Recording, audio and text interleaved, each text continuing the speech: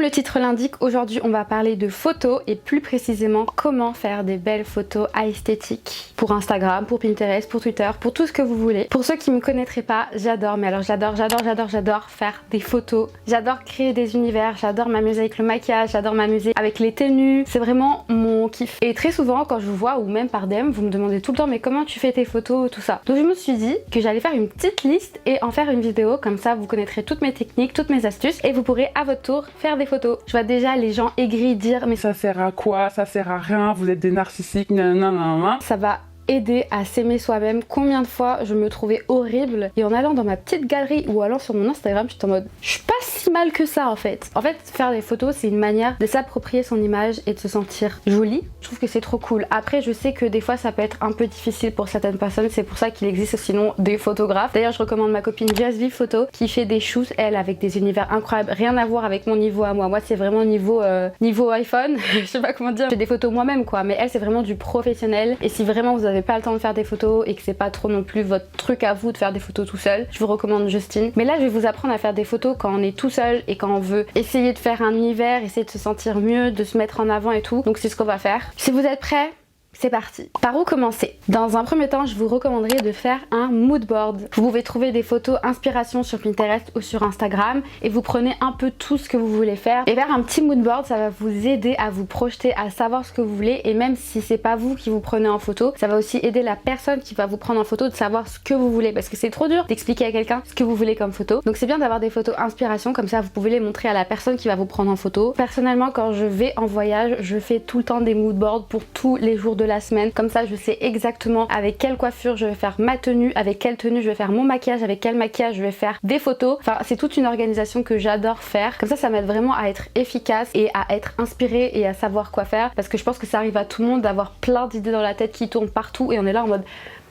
Très souvent pour mes photos Instagram, même quand c'est chez moi, je fais aussi des mood boards et parfois sinon je me laisse emporter par le maquillage ou la tenue ou la coiffure spécifique que j'aurais choisi. Mais sinon, quand vous êtes un peu perdu et que vous savez pas trop quoi faire, le mood board c'est vraiment l'astuce numéro 1 à ne pas rater. Le deuxième truc, ça revient un peu avec ce que j'ai dit, c'est d'être inspiré par rapport à une coiffure ou un maquillage ou à une tenue. Vous choisissez un des trois ou les trois et ça vous aidera à faire vos photos et à savoir ce que vous voulez mettre en avant. Et la troisième astuce, ça serait plutôt de s'inspirer à partir d'un lieu. Moi personnellement c'est plutôt l'inverse, enfin je suis souvent déjà prête et après je cherche le lieu, mais c'est bien aussi si vous avez déjà le lieu et par rapport au lieu vous vous préparez pour le lieu, vous voyez ou pas. Si vous trouvez un lieu, un café, une bibliothèque, un musée qui vous inspire, vous pouvez le prendre et savoir à peu près quelle tenue, quel maquillage, quelle coiffure vous pouvez faire par rapport à ce lieu. Le truc trop cool à faire, c'est de faire un petit date dans un lieu, avoir la tenue, la coiffure, le maquillage adapté et faire des photos dans ce lieu là. Et très souvent le mec ne sait pas faire des photos, donc si vous avez un petit mood board avec les poses, les angles que vous voulez, vous montrez à monsieur et monsieur saura prendre des photos. Je dis monsieur parce que généralement c'est eux qui savent pas faire des photos, mais les copines généralement ça sort un peu plus. Quel matériel utiliser? Votre téléphone fera très bien l'affaire. Le plus important des conseils que vous pouvez retenir, c'est que quand vous faites des selfies, il faut toujours se mettre devant la lumière, donc devant une fenêtre, ou alors si vous avez des projecteurs, je sais que tout le monde n'a pas des projecteurs, mais même un endroit où ça peut être lumineux, où vous pouvez avoir de la lumière sur votre face, mettez-vous devant ça pour faire vos selfies. D'ailleurs, si vous avez décidé de faire des selfies, c'est très important de du coup jouer beaucoup sur les détails du visage parce qu'on voit que votre visage, donc peut-être jouer avec le maquillage ou avec des accessoires, des bijoux, des coiffures. Les accessoires c'est très important, les bijoux sur le make-up, boucles d'oreilles, les coiffures, les barrettes, des couvre-chefs, des couvre-oreilles, des lunettes. Tout peut être utilisé comme un accessoire en plus pour embellir votre photo. Parce que comme il n'y a que votre visage, vaut mieux tout donner dessus, vous voyez ou pas. Pour des photos en entier, quand vous êtes seul, je ne peux que vous recommander de prendre un trépied et du coup de vous prendre dans plusieurs pièces de votre maison par exemple en selfie. Mais pour une meilleure qualité, c'est mieux avec la caméra arrière. Mais le problème c'est qu'on se voit pas. D'ailleurs, il y a certains influenceurs qui osent, qui osent dans le sens où ils arrivent à sortir seuls dans la rue avec un trépied. Et moi c'est un truc que je ne pourrais jamais, ça me stresse trop. Parce que étant donné qu'on n'a pas toujours des gens pour nous prendre en photo, c'est vrai que le trépied c'est un peu notre BFF, mais moi je n'ose pas trop faire ça dehors, donc je préfère faire ça chez moi devant un mur blanc quand je veux qu'on voit plus moi que autre chose. D'ailleurs pour les photos je vous recommande cette application qui est du coup une application qui vous permettra de prendre des photos à la chaîne, genre par exemple 10, 20 et elle fait le compte à rebours à chaque fois. Et moi je connaissais pas cette application avant, donc avant toutes mes photos là que vous voyez trop stylées là, j'appuyais sur le truc et je partais en courant pour me poser et genre mes abonnés m'ont dit mais Lix tu connais pas cette appli? J'étais là en mode... Donc bref, cette application elle est trop bien. Comme quoi même les gens qui font des photos un peu tous les jours ne connaissent pas forcément.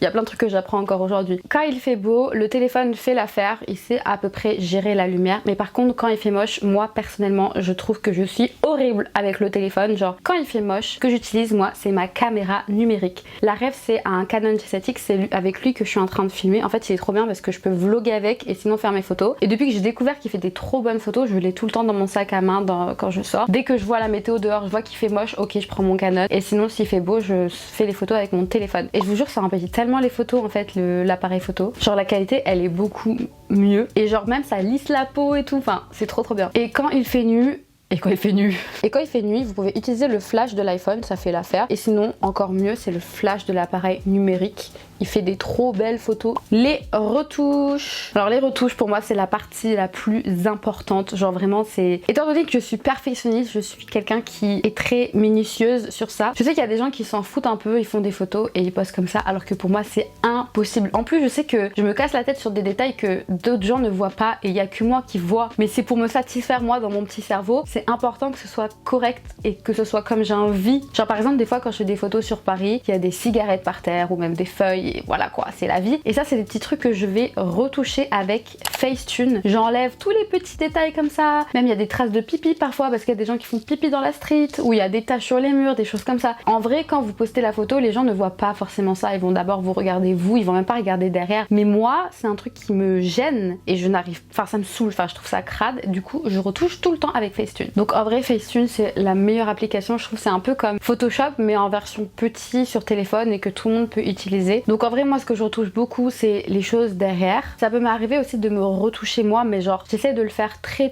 peu parce que j'ai pas envie de me créer une fausse image de moi, vous voyez ou pas? C'est un peu comme les filtres. C'est des choses que j'évite d'utiliser parce que je sais qu'après ça va déformer l'image que j'ai de moi et après j'aurai du mal à me voir en vrai, vous voyez ou pas? Honnêtement, ça m'arrive de retoucher des choses sur mon visage ou même une forme quelque part et tout, mais un truc par contre que je ne retouche jamais et pourtant j'ai beau ne pas du tout l'apprécier, c'est mon corps. Je ne le retouche jamais parce que encore une fois, je n'ai pas envie d'avoir une image déformée de moi et de ne pas me reconnaître après en fait. Et aussi, j'ai envie que les gens me voient telle que je suis parce que je sais que ça peut faire du bien de voir des gens avec un corps pas forcément tout mince. Vous voyez ce que je veux dire ou pas? Genre moi en tout cas, c'est ce que je ressens quand je vois de plus en plus d'influenceuses qui sont rondes et qui montrent comment elles s'habillent, comment elles se maquillent, comment elles osent porter des choses avec leur forme. Et du coup, j'ai envie qu'on ait cette même impression de moi. Enfin, j'ai envie qu'on se dise elle est jolie comme ça, moi aussi je peux l'être. Je sais pas si c'est clair ou pas. Et pourtant, je complexe tous les jours et tout le temps je me sens horrible et j'aimerais tellement pouvoir déformer mon corps et le faire autrement. Mais c'est un peu un petit pacte que je me suis fait avec moi-même où genre je me dis non, ça j'y touche pas. Et je sais qu'il y a des gens qui l'apprécieront et il y a des gens que ça réconfortera et qu'il y a des gens qui oseront grâce à cette photo que je n'ai pas touchée. Donc voilà. Après c'est chacun comme il le souhaite. Je suis pas là pour vous dire ce que vous devez faire, ce que vous devez pas faire,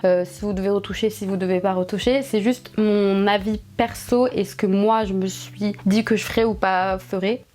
Ensuite, ce qui concerne la couleur, moi j'utilise toujours VS Co. Alors je sais pas si vous vous rappelez la période VS Co où tout le monde utilisait cette application pour retoucher ses photos de certaines manières et plus personne l'utilise. J'ai l'impression que je suis la seule à encore l'utiliser. Il fait l'affaire depuis des années. Je suis un peu la team, j'aime pas trop changer d'application, vous voyez ou pas? Quand j'ai trouvé une application avec laquelle j'ai trouvé mes petites techniques et tout, j'aime pas aller ailleurs et j'aime pas essayer d'autres choses. Donc ça fait des années que j'utilise VS Co pour retoucher la couleur et tout, pour ajouter du grain, même pour mettre des petits effets vintage quand j'ai envie et tout. Donc je reste sur VS Co, c'est une trop bonne application je trouve. Dites-moi en commentaire s'il y a encore des gens qui utilisent VS Co quand même, parce que j'ai l'impression que je suis la seule. Pour mes photos, je fais des retouches très légères au niveau de la couleur. Généralement juste je ressors un peu le rose et le orange parce que c'est souvent des couleurs qui sont présentes sur moi, sur mon visage, sur mes tenues. J'essaie de faire ressortir un max la couleur. Quand la photo est de loin, j'ajoute un peu de la netteté pour que quand je le poste sur Instagram, la photo ne soit pas floue. Ça c'est une technique qui est très importante à noter les gens. Quand vous voyez que vos photos elles sont floues quand vous les postez sur Instagram, c'est important qu'au niveau des retouches vous ajoutez de la netteté ou alors du grain et après la photo est bien mieux quand elle est retouchée, quand on a enlevé les petits cacas derrière. Pour moi c'est ça qui est parfait. Également si vous voulez retoucher votre photo dans l'angle, vous pouvez faire ça sur iPhone directement. Genre par exemple un truc que je fais tout le temps, c'est que quand je me prends de loin, je retouche la photo pour que je paraisse un peu plus grande. Et c'est pas forcément plus grand mais c'est aussi élancé, ça fait une forme beaucoup plus jolie du corps ou de la photo et tout. Et du coup ça c'est des retouches que vous pouvez faire directement sur iPhone. Comment se démarquer? Je sais que c'est assez difficile de se démarquer. C'est impossible d'inventer des nouvelles choses et c'est totalement normal de s'inspirer des autres. S'inspirer ne veut pas dire copier, vous pouvez prendre des choses de un peu partout et le refaire à votre manière, c'est ça le plus important. Mais malgré toutes les inspirations que vous allez prendre un peu partout, c'est important de ajouter sa petite touche et de rester original. Et puis je sais aussi à quel point c'est dur de ne pas se comparer par rapport à d'autres photos, par rapport à d'autres filles et tout. Sachez qu'on est tous différents et on a tous notre petit truc à ajouter. C'est comme je disais tout à l'heure par rapport à ma morphologie, genre c'est quelque chose que je déteste vraiment beaucoup, mais je me dis mais combien de personnes vont se sentir bien grâce au fait que moi je montre que je peux être jolie comme ça en fait. C'est un peu ce même message que je veux vous dire, c'est essayer de rester vous-même et de vous dire que vous avez forcément quelque chose à apporter aux autres personnes. Donc on peut suivre les tendances, s'inspirer de tout le monde, mais le plus important c'est de rester soi-même et d'avoir toujours quelque chose à ajouter, ne serait-ce qu'un tout petit truc comme ça. Et bien évidemment, n'hésitez pas à vous inspirer de moi, il n'y a pas de souci. Je suis là pour ça, je poste tous les jours pour vous inspirer et c'est un peu le but d'une influenceuse en fait. Maintenant je vais vous partager des idées de poses pour débuter si vous n'y connaissez pas trop en photo. Et je vous ai mis quelques petites poses que moi je fais très souvent. Attention à la surconsommation, ce n'est pas grave si vous remettez le même t-shirt 5 fois sur un post, on s'en fout, on a des machines à laver. Je sais qu'on a tous une petite pose préférée, qu'on sait qu'on sera toujours frais sur cette pose là, mais c'est important d'essayer de changer de pose un peu et de changer d'angle aussi parce que sinon on va plus apprécier. C'est un peu le même truc que des filtres, il faut pas trop en abuser même si vous savez que vous serez bien comme ça, il faut essayer de sortir de sa zone de confort. Après je suis encore une fois personne pour vous dire quoi faire, mais c'est juste un petit conseil parce que je sais qu'après il y a des gens qui n'osent pas se voir d'un autre angle que dans l'angle que eux ils ont décidé de se prendre, voyez ou pas. Une pose que j'adore faire c'est bouder, je fais semblant de bouder un peu genre. La mimi aussi, j'aime bien faire la mimi. D'ailleurs j'ai grave un sourire de mamie, on me le dit tout le temps. Et quand je souris, on voit mes dents qui déchangent. Genre là j'ai des trous. Oh c'est horrible de voir le comme ça. Il y a la pose les ongles où vous montrez vos ongles si vous en avez, ou même pas forcément si vous avez des bagues aussi ça peut le faire. Il y a la pose bad bitch. Alors pour faire la bad bitch c'est très simple. Là normalement c'est les yeux normaux et quand vous êtes la bad bitch il faut les fermer légèrement genre. Et ouvrir légèrement la bouche aussi.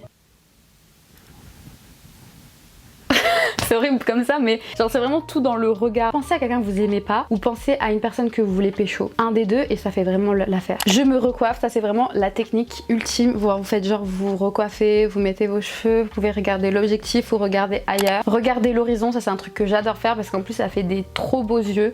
Le fait de regarder en haut comme ça. Et après c'est à vous de trouver vos petites poses favoris et sachez que sur les réseaux il y a grave des vidéos où il y a des gens qui montrent leur technique et leur pose de photos. Donc n'hésitez pas à regarder ça sur Instagram. Là ce que je vous ai montré c'est vraiment des bases hyper simples à faire et c'est plus le visage plutôt que le corps. Moi je prends moins de photos de mon corps je vous avoue parce que je ne l'aime pas trop et j'ai pas vraiment de pose où je suis à l'aise. Ah peut-être quand je suis assise et qu'on me prend de haut mais en fait on voit pas trop mon corps mais c'est pour ça. Donc voilà avec tous ces conseils que je vous ai donnés n'hésitez pas à essayer, à vous amuser, à tester tout ça. En espérant que cette petite vidéo vous aura plu et vous aura aidé. Je vous fais des gros bisous. N'hésitez pas à vous inspirer de moi. Bisous, ciao!